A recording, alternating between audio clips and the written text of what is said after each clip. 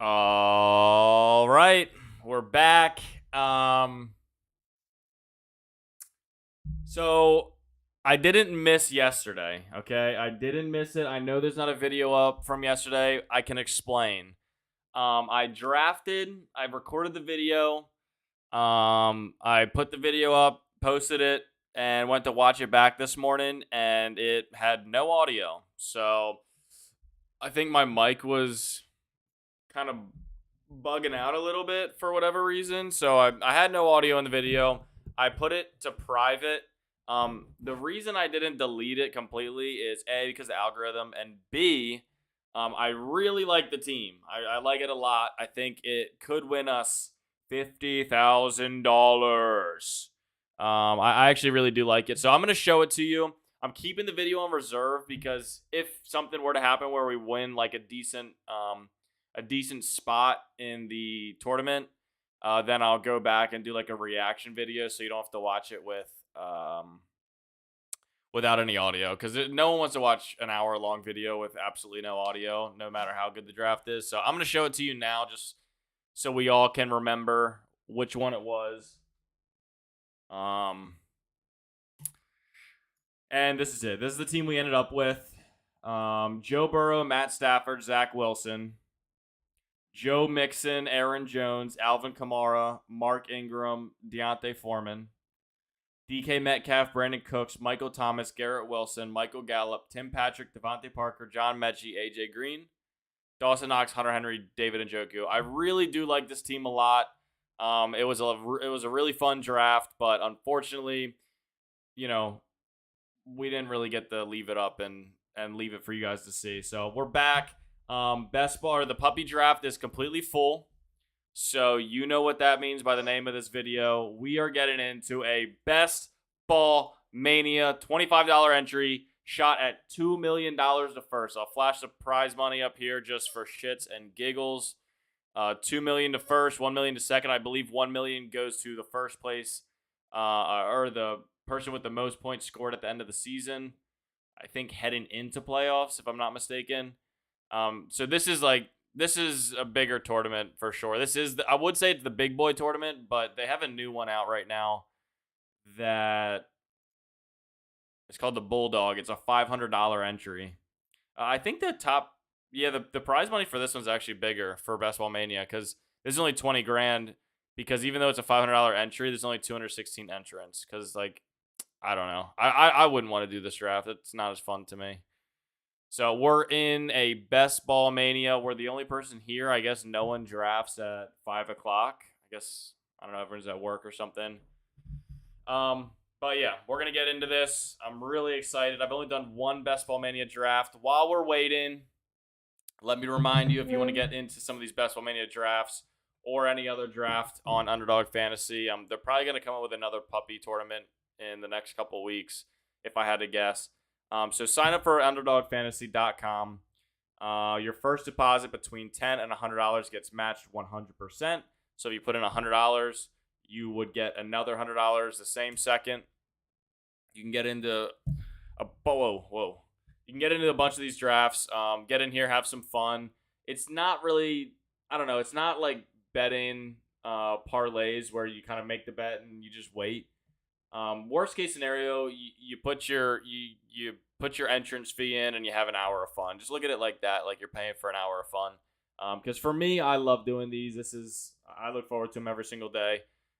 So it's a lot of fun. I've been having fun with it. I think we're probably almost like 100 drafts in at this point, so we're getting a lot of practice. When you go in to put some money in, use code FFX54 above my head, below my head. Name of the channel. Throw that in there. Support the channel. It gives me a couple bucks to enter some more of these drafts for you guys and keep these coming every single day. It takes nothing away from your money that you get matched, so it really just supports me. Make sure if you're not subscribed and you're watching, please do. Please like the video. It helps me out a lot. I really appreciate it. Drop a comment if you want to roast me. If you want to talk some fancy football with me, I usually respond to all the comments I see. So hop on in there and drop something. If you hit the bell, then you will get notified when I'm up and streaming so we can get some live chat going. Because I've been trying to be better about that as well. I'm not used to having live viewers, to be honest. So I forget to look up there. But lately we've been having some people come in here and check out the stream live. So we've been getting some good conversation. So I'm trying to get better with that as well. This draft is slowly but surely filling up. So we'll get into it really soon. This might be interesting because I haven't really done any drafts other than Superflex for the past 2 weeks, and I was going to hop into like a 12 person draft, so we could get get the speed of the non Superflex back. But I decided to just say screw it, hop on in here. I don't know, see what happens. I really just wanted to do the Best Ball Mania. I think as the season comes up, September 8th is the first game on Monday night or Thursday night. I'm sorry. As that approaches, I think we might start doing one Best Ball Mania per week. Don't mark my words, but I think we're going to start doing that. I know you guys really like the Best Ball Mania. I got really good feedback on the only other Best Ball Mania draft I posted. So I'm going to try to post as many as possible. And the more you support me with that code, the more I can enter. Because if we start to get support that way, then we can enter them almost every day. I just can't be dropping, what is that? Like $200 a week, a little less, 175. Can't be dropping that, but 101. 101. I'm talking about. We really don't get this point in the draft very often. Maybe like 4 times total, just in all types of drafts. So this is a little interesting. I'm not going to get fancy here with the first pick. I pretty much always go JT. I don't think he repeats as the number 1 running back. It very well could be Christian McCaffrey. But I don't want to get too cute. I think that Jonathan Taylor is definitely the safest pick. I don't think he'll be number 1 running back, but I think he'll definitely be top 5, if not top 3. And Christian McCaffrey has a lot of risk. I mean, I guess we could go Christian McCaffrey, but we're going to keep it simple and go JT.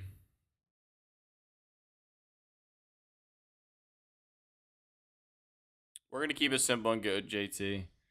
I feel like you really only... For me, it's between JT and Christian McCaffrey. I never really considered Cooper Kupp at the first pick. I did briefly think about Christian McCaffrey only because in these Best Ball Mania drafts, if we're trying to win the $2 million in first place, we need to shoot for the high ceiling, and we need the strategy of shooting for that ceiling to work out perfectly as far as injuries go. So, I mean, theoretically, Christian McCaffrey has a lot higher of a ceiling than JT, so I did think about that for a second. But I also think JT's in a really good offense, in a better offense than he was last year. I do think Nyheim Hines gets used a little bit more than he did last year, but I think that JT has a lot of potential as well. So Naji Harris goes at 5. Christian McCaffrey still hasn't gone. That's pretty surprising. That is not the most normal start. I do have to remember and remind myself that this is not super flex, and we have 3 wide receivers counting, so wide receivers are a lot more crucial than they were in super flex. So I got to make sure I kind of make that adjustment a little bit here. But we're just gonna see what happens. We're gonna stay loose. I kind of had a little bit of nerves last time we did the Best Ball Mania draft, but not really feeling that today. I'm just excited to be back. I'm excited to get into it. I think we're gonna kill this draft. I did a 12-team draft earlier today, and I did feel a little foreign. So we'll probably have a little bit of wrinkles to iron out.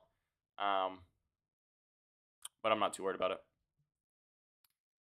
Nothing too crazy happening yet. We can pull up the big board while we wait.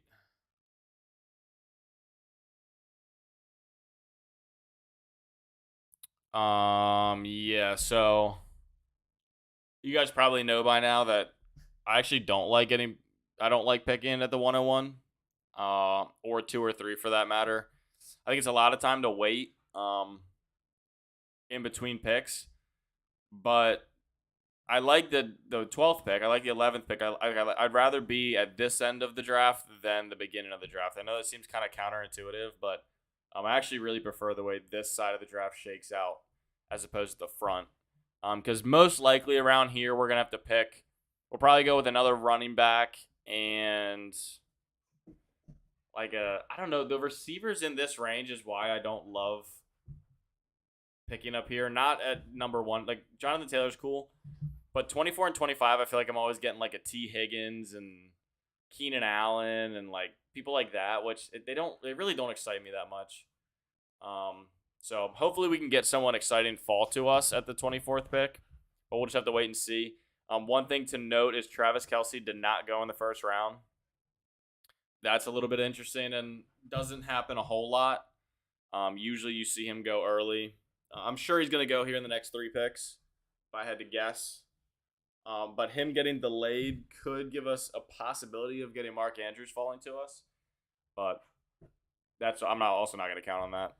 I highly doubt it. Usually Mark Andrews goes in the 16 to 19 range, at least from the drafts I've been in. So we'll just have to wait and see. But you see Travis Kelce go off the board now.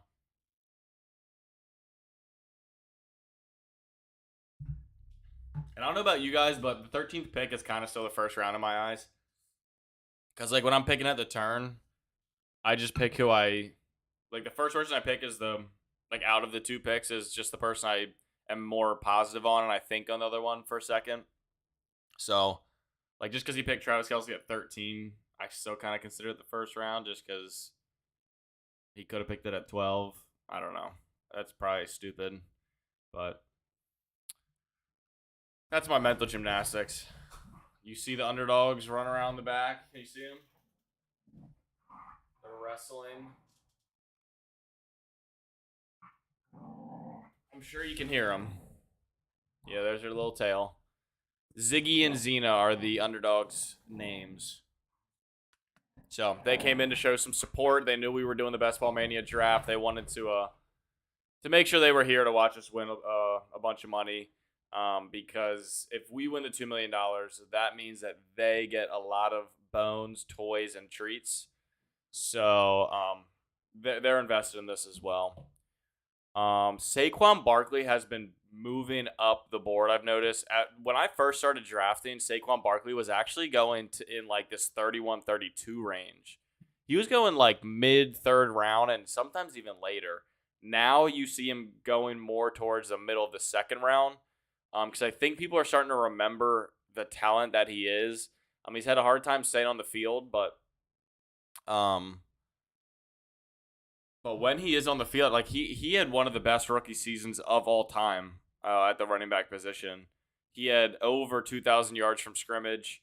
Because he's a massive athlete. He's a big boy. He basically can do it all. He can run downhill. He's fast. He can catch.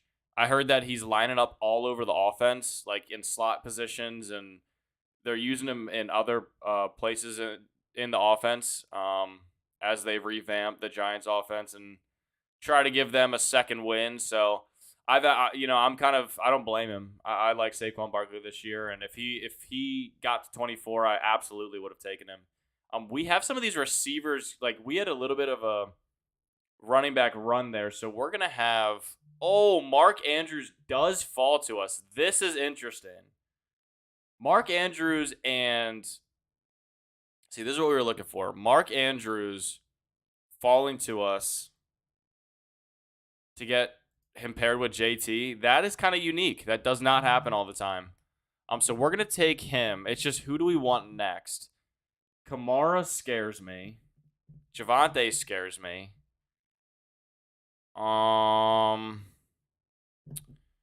AJ Brown scares me.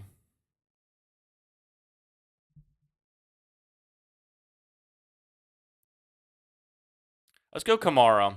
I think Kamara, okay, so my thought process here is when Kamara is on the field, elite. Absolutely elite.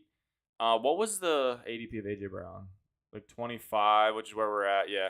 So no real value there. ADP of Alvin Kamara's one pick stretch. Yeah. So my thought process was that, um, I don't know. I kind of thought about going tight end, wide receiver here, and then going double running back at the next turn. But I think Kamara, I think people are scared that he's going to get a 6-game suspension. I am more of in the boat of like 4 games. And when he comes back, he's going to be, he could very well be the running back 1 of the year on a per game basis when he does come back. So I think we are getting him at a little bit of a value. And the other reason is the surrounding players in that range were A.J. Brown, Javonte Williams, Keenan Allen, Mike Williams. I'm just really not in love with any of them, and I don't want to start reaching super far. So I like having Jonathan Taylor and Alvin Kamara as a 1-2 punch. We can try to pick up Mark Ingram later on to pad, the first 4 to 6 weeks that Alvin Kamara is out. And we already got our uniqueness at this term with Mark Andrews, so we don't need to do anything too crazy. So I'd much rather go Alvin Kamara, kind of lock down the running back position and give us a little bit of freedom to go double wide receiver next turn. Because if we look ahead to 48 and 49,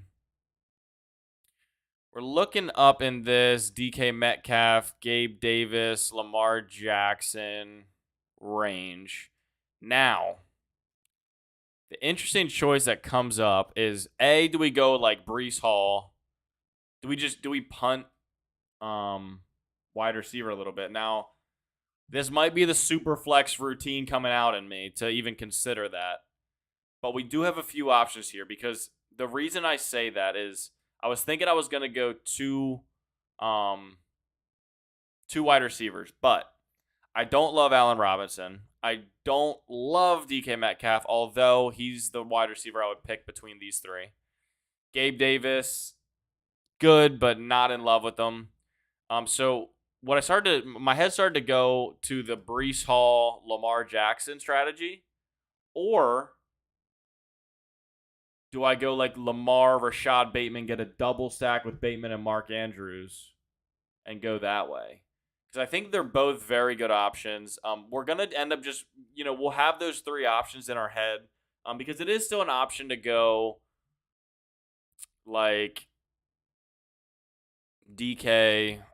I don't know. I don't think there's an option to not go Lamar right now. To have a Lamar, Mark Andrews stack on the same team as Jonathan Taylor is really, I feel like that has to be pretty unique.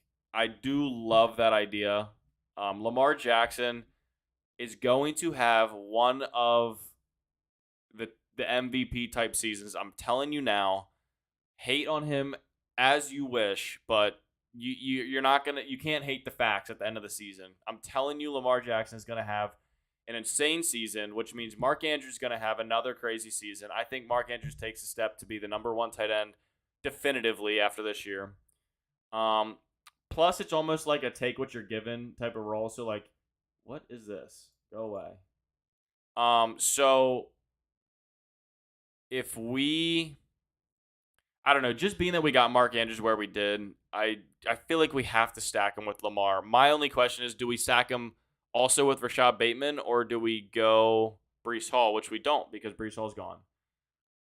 Jerry Jeudy is falling.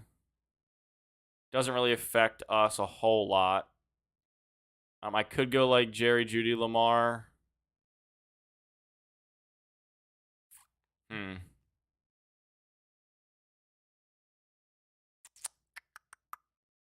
This is interesting. I'm definitely not going to go Cam Akers. Breece Hall was really the only one I was interested in as far as running backs go. George Kittle goes, so we do get Jeudy.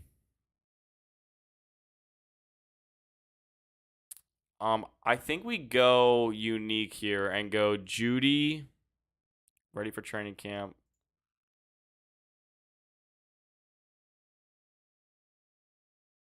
We go Jeudy and we go Lamar.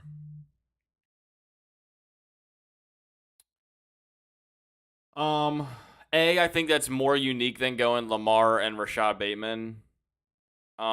B, I want to take the value in Judy because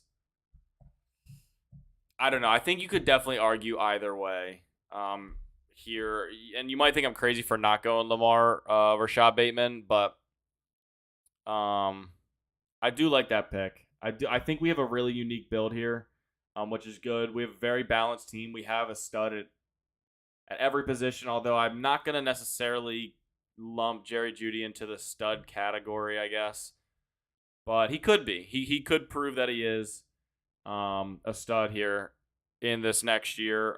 It's really just we really just don't know at this point. It's kind of up for or speculation at this point, and we're just gonna have to wait and see who Russell Wilson decides to go with. I mean, if you look back, everyone wants to go Russell Wilson or Jerry Jeudy or Cortland Sutton. Jerry Jeudy, Cortland Sutton. But if you think about it, Tyler Lockett and DK Metcalf both were very good picks in fantasy. So it's definitely in the range of outcomes to just have both of them do really well. I think Tim Patrick definitely does well. So I don't know. I like this pick as our wide receiver one, but I definitely want to hammer some more wide receivers coming up. I do want to grab another running back just to kind of lock that in. So maybe we go one running back, one wide receiver next round, and then go like 4 wide receivers in a row, 5 wide receivers in a row. It's just gonna depend on what running backs we get falling to us. Let me pull up the stream on my phone. I just want to make sure the audio is working because I do not want to have this Best Ball Mania go down the way yesterday did.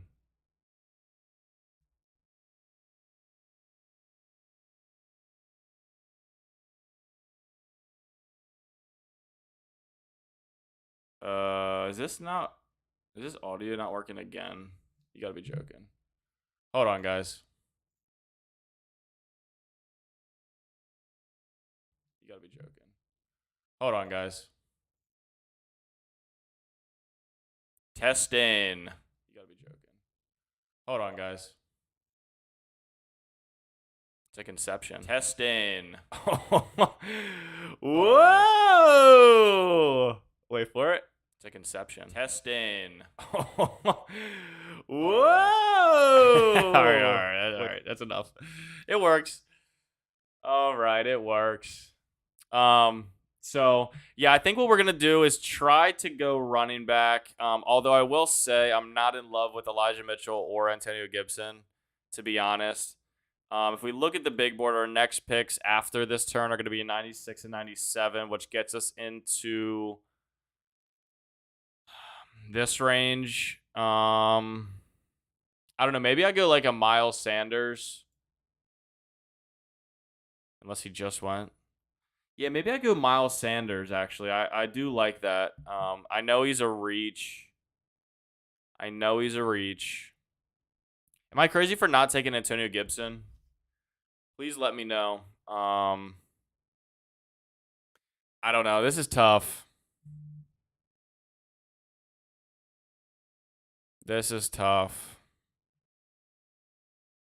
Hmm.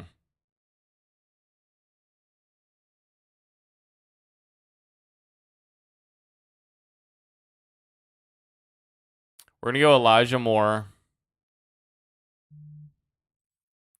And we're going to go... Okay, I actually like this idea right here.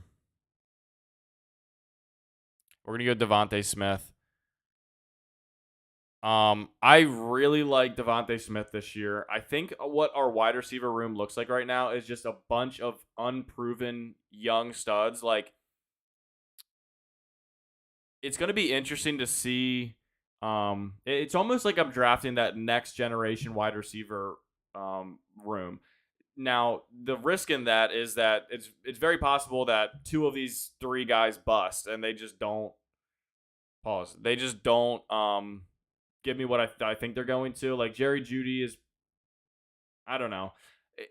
I think that they have a very low floor and a very high ceiling. And the positive part about drafting this type of wide receiver core is that the potential is there, and if it plays out, if the if the speculation plays out to where we think they're going to go, this could be, these three wide receivers could be what you're looking at in this, like next year. I'm talking about next year's drafts. You could be looking at Jerry Jeudy, Elijah Moore, and Devonte Smith in this, like Gabe Davis, Marquise Brown, Jalen Waddle range. Like they could prove themselves to bump up to that level next year, and possibly even further. Like I wouldn't be surprised if Jerry Jeudy was going where CeeDee Lamb is going this year, just depending on how Russell Wilson throws to him. I don't see Elijah Moore and Devonte Smith moving up that much. I could see them going more towards this like 46, 45 range if they produce. But their quarterback play is, I don't think they have as high of a ceiling as Jerry Jeudy does. But then again, we've seen Elijah Moore pop off for huge games, and his talent is absolutely incredible. Devonte Smith's talent is absolutely incredible. So I like where we're going here, but I will say I'm a little bit uncomfortable at the running back position right now. So I might try to go double up running back here, and then after that go 1, 2, 3, 4, maybe like 5 rounds of wide receiver. I think that's the move. I do think that's the move.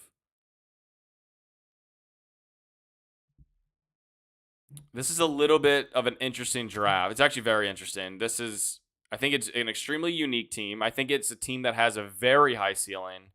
I think it's a team that is a mix of vets, proven veterans, and unproven rookies. Not rookies, unproven second and third year guys that could really break out here. So I like what we've started. I think the ceiling on the team that we've started is extremely high, and I want to continue with that strategy. I'm going to go ahead and shore up the running back position as long as the values look good. I'm not going to reach too far on some of these players at the running back position, but we are looking for running back.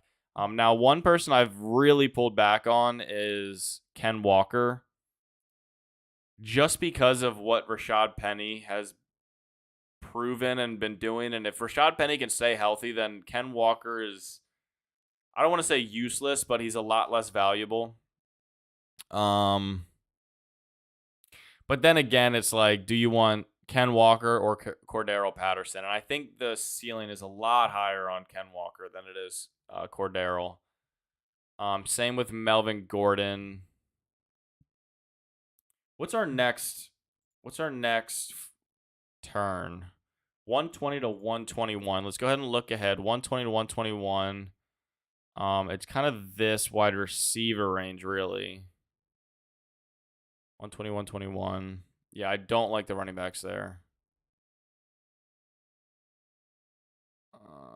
Rashad Penny, Ken Walker goes, so we don't have to worry about that. Alan Lazard, I'm not rushing to take. That's for damn sure. So we're going to go ahead and take Kareem Hunt at ADP here.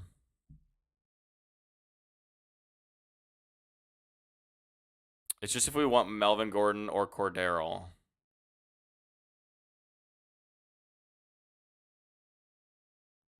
Feels healthy heading into 2022. That's good. So we'll go Kareem Hunt. It's just who we want here. See, the only thing is I don't even love these. We'll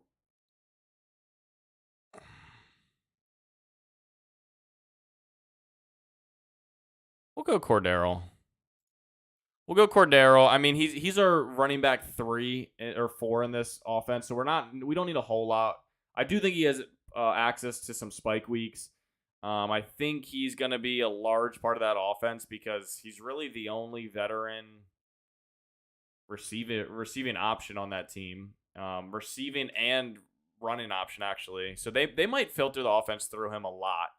I know he's getting up there in age. I know last year was like his first relevant year in fantasy in his extensive NFL career to date. But at the same time, they don't have many other options in Atlanta right now. Marcus Mariota is trying to revive his career, so check down passes and dump offs to the running back / slot receivers are going to be huge for him. Drake London is obviously a stud in college and could very well come in and take the league by storm, which, even if he does, Cordero will still have a role. Cordero, his worry is injury. But like I said, if I picked anyone else in that range, it would have been Chris Olave or Robert Woods.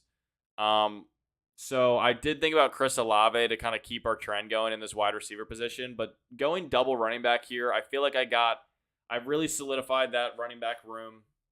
I'm very comfortable at quarterback and tight end. So going double running back there, it was almost a way to free myself up and give myself the freedom of just hammering wide receiver for like 5 rounds now, and just really kill it by volume.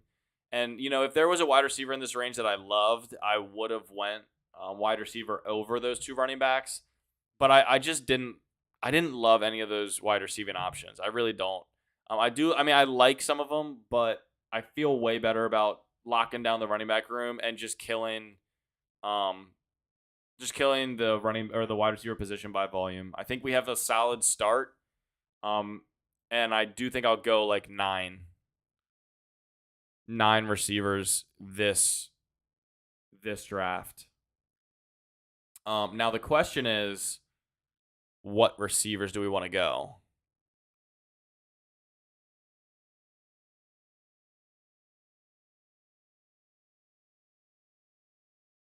Probably don't have to look for a quarterback till late. We could even do it based off of whatever wide receivers we get and just get a stack. Like if we can get Garrett Wilson or something like that, we can go for a Zach Wilson stack. Now, the interesting thing here is there's a 6-person, like out of this last round, only 4 receivers have been drafted since us. So we could get some wide receiver value fall to us, which would be really nice because then it would be like the best of both worlds and kind of verify that our decision up here was the right one with those 2 running backs. But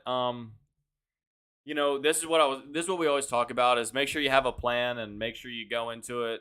Go into like as the picks are coming up. What am I trying to say? As the draft is leading up to your pick in every round, especially when you're at this turn, think about it ahead of time and have options A, B, and C. See what value falls to you, and then make your decision based off of that. Because if you wait till it gets to your pick, especially when you're having to pick 2 in a row and possibly having to reach a few picks to get the guy you want, you got to make sure you have a plan, or else you end up really screwing up your potential.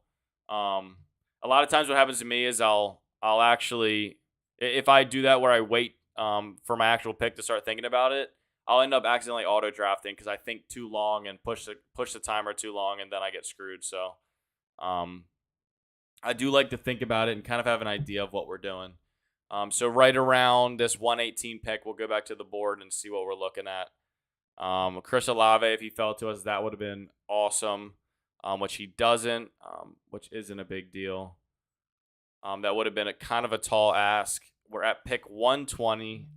Christian Watson is still on the board. Jarvis Landry is still on the board. Jarvis Landry's on the board.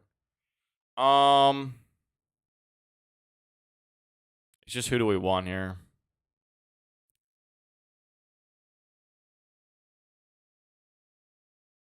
We'll go Christian Watson. I really want Jamison Williams, to be honest. I know he's going to miss the beginning of the season. That's why I'm having a hard time here. Ooh.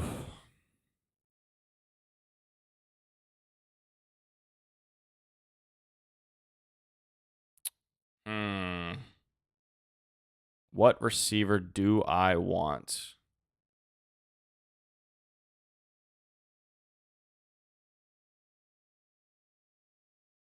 We're going to go Jarvis Landry.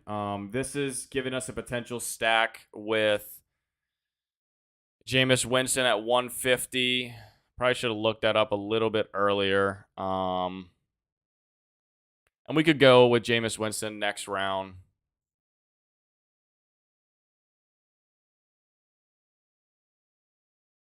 We probably will go with Jameis Winston at 145 just to not have to worry about the quarterback position anymore. Depending on what the receivers look like, I do want to kind of just Because what do we have? We have 18 rounds. 1, 2, 3, 4, 5, 6, 7. So yeah, we can go 5 more receivers. Oh no, we can't. We got to have another running back. My thought with going Jarvis Landry is what I really wanted to do was go Jamison Williams. I think his ceiling is a lot higher.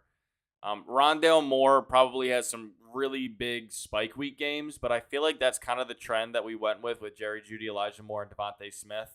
So I don't want the entire wide receiver roster to just be spike. I do want to have some solid possession receivers in there to kind of carry the wide receiving core through those down weeks. So that was my thought process going with Jarvis Landry there, along with the potential stack with Jameis Winston as a second quarterback option. Now it's not super crucial since we already have Lamar, but that was kind of my thought process there. I really want to like Rondale Moore. I know the talent's there. I know it's, I wouldn't be surprised if he has kind of an Elijah Moore season of this year, but I really just can't get behind him this year just because they just got Marquise Brown, and I feel like they have almost the same exact role. So once DeAndre Hopkins comes back, I think the spike weeks for Rondale Moore come few and far between. I know he's a great player, but pretty much everyone on their offense is a really good player at this point. In Arizona, you have DeAndre Hopkins, you have Marquise Brown, you have Rondale Moore, you have Zach Ertz, you have AJ Green, you have James Conner. Like, you have so much firepower that I'm just really worried about his volume here. And the other, Jamison Williams is going to be injured for the first 4 to 6 weeks probably. Kenny Galladay I can't get excited about him. I know kind of the same deal. I know that, well, not the same deal. I know the talent is there for Kenny Galladay, but can Daniel Jones really get him the ball, first of all? Second of all, I think Kadarius Toney is a far better player than Kenny Galladay is at this point. So I actually really like, if I'm going anyone on the Giants in the wide receiving core, it's going to be Kadarius Toney. So that's kind of my thought process there. Not super exciting. McCole Hardman, not super exciting. Jamison Crowder, not super exciting in this range. I think Christian Watson has a very high ceiling. I've been drafting him a lot. But there's a huge amount of risk in Christian Watson, just because we don't know much about him at all. And the only report I've seen personally out of the Green Bay reporters is that he has a little bit of a Butterfinger problem, which, that's never what you want to see, especially with a player that we're drafting so much. But just the amount of, just the room for targets in the Green Bay Packer offense right now, coming from a Hall of Fame quarterback that still has plenty of juice in the tank, I'm willing to take that bet on Christian Watson in a lot of leagues. And I don't think Allen Lazard is the option I'm taking the bet with. So we're going Jameis Winston, aren't we? We sure are. Devontae Parker goes. Yeah, this isn't actually too bad here. Gesicki is at 131. Tunyon. So let's go Van Jefferson and Jameis Winston. I think Van Jefferson actually is. I think he's kind of a dark horse just because Cooper Kupp and Allen Robinson are obviously the 1 and 2. I don't expect OBJ to come back to the Rams, to be honest. I guess I wouldn't be surprised if he did, just because I know he likes, he's like an LA guy. So I guess I could see it happening, which then Van Jefferson would either get traded or completely phased out. But I think he had a really solid year last year. And I think the talent's there, the quarterback's there, the caliber of offense is there. And at the very least, I think he'll provide maybe, even if OBJ goes back, he'll probably provide 2 or 3 spike weeks that we can use, just because he's kind of the speed guy over the top. And, that in combination with the other options we have here, I like Van Jefferson the most. Jalen Tolbert, not excited about at all. Joshua Palmer, not excited about at all. Don't have a single team with Josh Palmer on it. DJ Chark, maybe if we had Jameson Williams, I could have gone DJ Chark just to kind of carry us through those first 4 to 6 weeks while Jameson Williams comes back from injury. But so I mean, if we had Jameson Williams, we would have went DJ Chark there. I did briefly think about like Robert Tonyan just to be done with tight end, lock it down, kind of have the top two options in Green Bay. Like that probably would have been the pick if I had Aaron Rodgers. But I think with the team that we have and kind of the strategy we're going with here, Van Jefferson is definitely the guy. I think KJ Osborne is just a watered down Van Jefferson, to be honest. And then Corey Davis is like the third option now in a bad offense. So I think we went with the right pick. But I will say I'm not super comfortable with the wide receiving core right now. I'm very comfortable everywhere else. Lamar stacked with Mark Andrews.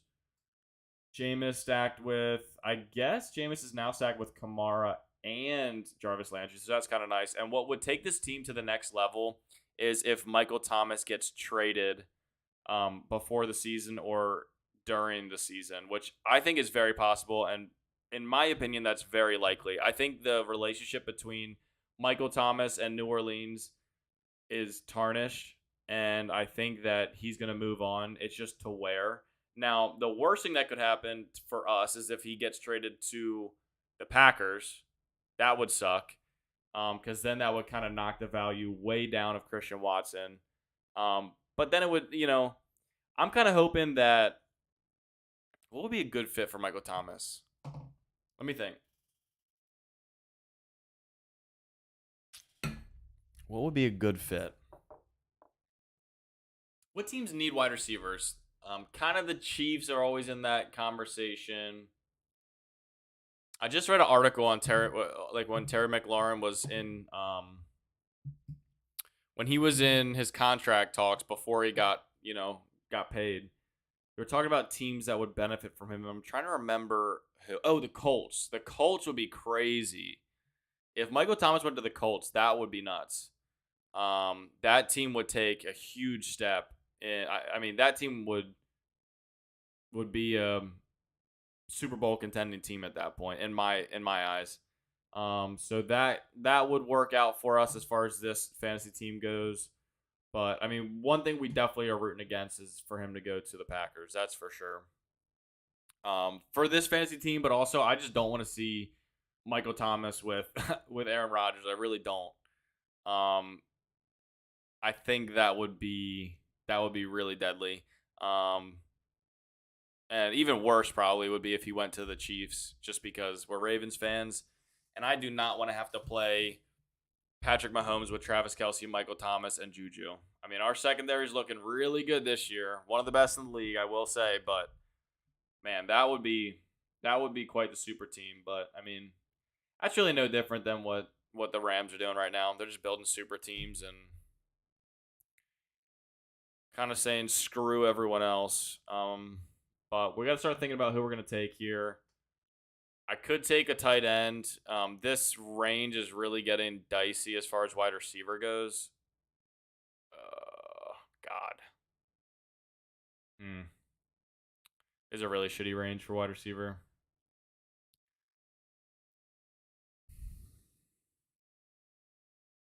We're 168.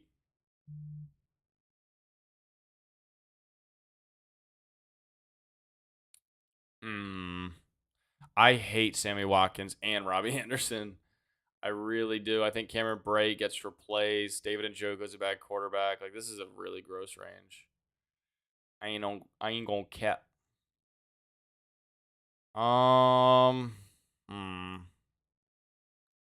We'll lock down the running back position and be done. We're not gonna take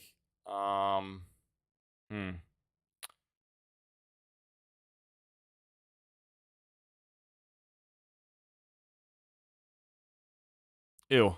That was a disgusting range. The thought behind Darrell Williams is we have him at a value. I clearly hate everyone in this range. My only other thought process was another tight end, but I really don't like going. Like I'm banking on Braven Jordan later on, at tight end, just because we have Mark Andrews and we bet on Mark Andrews and Lamar Jackson, at our tight end position and our quarterback position. So I feel like if you go for a backup too soon, then it's kind of pointless of making the bet in those early rounds on those players. So I didn't really necessarily want to throw a pick away on like a David Njoku because the idea is that we only use the score for week 10. I mean, obviously, I know Mark Andrews isn't going to put up 20 points every single week, but I don't want to waste a 15th round pick on David Njoku. I'd rather just wait for Braven Jordan. Now, if Deshaun Watson was playing, then maybe I would feel differently, but I am definitely the most uncomfortable at the wide receiver position right now. So that's why I went ahead with Robbie Anderson. I don't know, if you look at this wide receiving core, this is low floor, high ceiling galore. Like all of these players are pretty much boom or bust, as far as a week to week basis. I mean, I'm not talking about like I don't expect Robbie Anderson and Van Jefferson and Jarvis Landry to finish top 24. I don't mean boom or bust that way. I just mean they're either going to have a 2-point game or a 15-point game, especially when you get into this range. So, I don't know. It's not. We definitely don't have anything locked down in the wide receiver position. That's for sure. But when we're shooting for that $2 million first place prize, this team has an extremely high ceiling that you could be looking back on the year after it's all said and done and be like, damn, those were some crazy values falling to us, and I should have seen it. I should have seen the potential. So that's what we're shooting for here. And if you look at every other position, we are set. Like this running back room is just solid. And the reason I didn't have a problem going with Darrell Williams is, yes, I know he's behind James Conner. It's kind of like a handcuff running back. But, we were planning on going with Mark Ingram to pad the first few weeks with Alvin Kamara being out. But I think that's a safe bet, and I think it's a bet I think it's a pick you would make in a redraft league, like in your work league or your friend league or whatever. I think that's a good strategy for that type of roster construction. But we're shooting for the absolute highest ceiling here, and the best way to do that is to not take your own handcuff running backs. Is to take other running backs backups, because let's say Alvin Kamara comes back, pops off, healthy the entire year. Jonathan Taylor's healthy the entire year, and Nick Chubb and James Conner go down. Then all of a sudden we have a powerhouse running back room. Whereas, yeah, if we had Alvin Kamara and Mark Ingram, it would be safer and we would be guaranteed some good scores every week. But the ceiling would not be nearly as high. I hope that makes sense. That's something I've just started implementing recently, and in this best ball format, it's a really good strategy to go with. So that was my thought behind these picks. But we are looking for some wide receivers here. Now, I will tell you right now, leading into these picks, I am not liking these wide receivers. So what I probably will do is go like Austin Hooper, Nico Collins. Curtis Samuel, I'm off of. Heard he's had some setbacks. Reps managed at minicamp. Yeah, heard he had some setbacks with his injury from last year. Paris Campbell, I mean, maybe, but I'm not really trying to pick him. So we're gonna go Austin Hooper. Get a pretty solid second tight end. We'll be done there. And then for me, it's either Nico Collins or John Mechie. I think John Mechie has a higher ceiling, but Nico Collins is going to be more relevant in the beginning of the season. It's just, what do we want? And Chris, if you're watching, you're going to hate this pick, but we're going John Mechie. It's interesting to see, though, that Nico Collins passed John Mechie in ADP. I just had this conversation 2 days ago with Christopher, who's one of our subscribers. He's in the chat quite a bit. But the guy who won the $2 million last year is drafting Nico Collins all over the place. Which, after it was explained to me, it makes total sense because John Mechie is going to be out. I think he had an ACL injury in December of last year. He was a first-round pick, John Mechie was, but He's going to be recovering from that injury, and it usually takes a few weeks for a rookie wide receiver to get up to speed. So that's why Nico Collins has been climbing these leaderboards, because he's going to be the wide receiving 2 option in Houston while John Mechie is down and getting up to speed. So not a terribly productive offense that we're betting on here, but in this range, I think it has the highest ceiling and the best potential to work out. So I think Nico Collins and John Mechie really are like a coin flip. I really think you can make the case for both. I just think with the way this draft is going and the wide receiver room that we have and the fact that we're shooting for that absolute high ceiling, I think that John Mechie unlocks a higher ceiling late in the season, which is when we would be competing for that tournament. So John Mechie, as long as we can win this league and get to the tournament, then we'll be really looking good. It's just a matter of if Jerry Jeudy, Elijah Moore, Devonte Smith, Christian Watson, Jarvis Landry, Van Jefferson, and Robbie Anderson can get us there. That I don't know. I really don't know if that's enough to get us there. But all it takes is for 3 of these guys to produce a good score, and the rest of our team will have it locked down. I'm not worried about the running back position. I'm not worried about quarterback or tight end. Wide receiver, I'm a little bit iffy about, but we've been saying it the entire draft. It would not surprise me if Elijah Moore breaks out this season. It would not surprise me if Jerry Jeudy just absolutely breaks out this season. It would not surprise me if Devonte Smith broke out this season. Christian Watson, same deal. Jarvis Landry, we know what he is. And if Michael Thomas gets traded, we're looking at a good 10 to 15 points weekly, which is fine for our 5th wide receiver. We're not looking for a huge breakout at that point.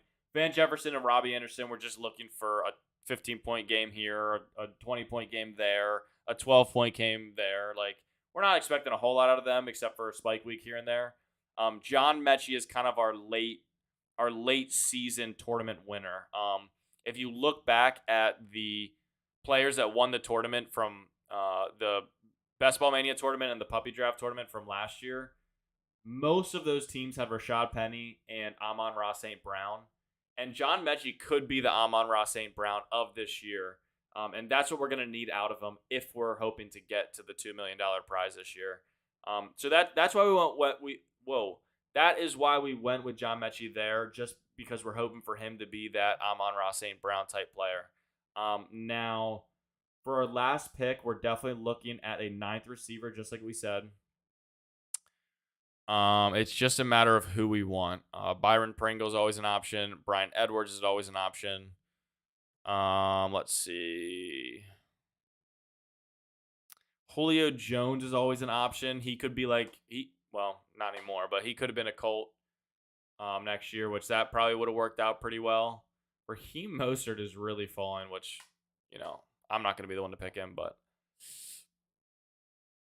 now what I might do, I've been really pulling back from OBJ because I do think that his productivity from last year was a little bit enhanced. I think Sean McVay is an amazing coach, and I think what he did was he read the room. Okay, so we're not getting him, but he read the room very well in that OBJ was pissed. When OBJ got pushed out or wrote his own ticket out of Cleveland, he knew it was a little bit of a touchy subject, and he was a little emotional about it. So what he did was, I think he just gave him really valuable targets in the red zone to make him feel like he found a new home and make him feel like he was part of something. But if you look at his stats as far as like yards per pass and just his overall efficiency, it's really nothing impressive. But I was going to say I would pick him just because we have Van Jefferson, so it would be kind of like an either-or type of thing. Just in case he went back to the Rams, then we would have OBJ to take over. So we're looking for a wide receiver here. And maybe we go with Brian Edwards. I think that's what I'm feeling. Let me just make sure. Romeo Dobbs, Byron Pringle. Yeah, we're gonna go Brian Edwards. I think Brian Edwards. Has a very I think he's a really good player. He torched my Ravens last year when he was on the or no, he didn't torch the Ravens. He torched I think it was the Cowboys on Thanksgiving, if I'm not mistaken. He had a really good game against them. I think that basically what I'm saying is I think he's really talented. And I think being given the wide receiver 2 option in Atlanta, I mean that could work out for a player that you're drafting at literally the last pick in the draft. So just to read this team back, we got a projection of 283. Let's see how that compares. So it turns out we have Lamar in both leagues. This is our first Best Ball Mania draft. Lamar, Justin Fields, Dalvin Cook, Najee, Ken Walker, Alexander Madison, Jerick McKinnon, Mike Williams, Jalen Waddle, Darnell Mooney, DeAndre Hopkins, Christian Watson, George Pickens, John Mechie, Byron Pringle, Dallas Goedert, David Njoku, Hayden Hurst. This draft, we have a lower projection, which you guys know how I feel about projections. I don't know how much they really matter. I mean, in my eyes, a lot of the teams I like the most have a bad projection, and a lot of teams that I hate have a good projection. So I don't know how much that really means, but this is a lower projection than the first team we drafted for Best Ball Mania. And we have Lamar Jackson and Jameis Winston. We have JT, Alvin Kamara, Kareem Hunt, Cordero Patterson, Darrell Williams at running back. We have Jerry Jeudy, Elijah Moore, Devonte Smith, Christian Watson, Jarvis Landry, Van Jefferson, Robbie Anderson, John Mechie, Brian Edwards at wide receiver. And we have Mark Andrews and Austin Hooper at tight end. So just to compare to the other team, I like the quarterbacks of the other team more because Lamar's the same, but I think I like Justin Fields more just because of the rushing upside. I like the running backs way more here with Jonathan Taylor, Alvin Kamara, Kareem Hunt, Cordero, and Darrell Williams. I think we have a lot more depth. I like the wide receivers of the first draft more. Yeah, I mean, I guess I at least I like the top 3 more here, but I will say I think the ceiling is probably pretty comparable between these two. And we have more wide receivers. So I like the other wide receiver room more, but I think it's not as far apart as we were making it seem the entire draft. And then obviously we like the tight end room a little bit more here just because we have Mark Andrews. So that's our second Best Ball Mania draft. We have been hammering these drafts. So we're starting to get a lot of exposure. We're starting to get a lot of experience. I really, for our first draft back from Superflex, I think is a really good draft. I probably will start doing some Best Ball Mania drafts every week until the beginning of the season, and then we'll start doing some rankings. If you're in the chat, please type in type something in the chat right now and say what's up. But otherwise, if you want to get into some of these drafts, go on UnderdogFantasy.com. Your first deposit between $10 and $100 gets matched 100%. Use code FFX54. Name of the channel, above my head, below my head. Helps me out, takes nothing away from you guys. Shows me that you support what we're doing here and allows us to get into some more of these drafts and potentially upgrade to some Best Ball Mania. The rule is if I miss a day from streaming a draft, I owe you guys a Best Ball Mania draft. So we're doing these every single day. And maybe I'll intentionally miss a day here and there just so we can get into a Best Ball Mania. But until tomorrow, I hope you guys enjoy the video. I hope my audio actually worked today. I hope this wins us $2 million. And I hope you guys had fun hanging out. I know I had some fun. So love you guys. I will see you tomorrow. Everyone have a great night. Peace out.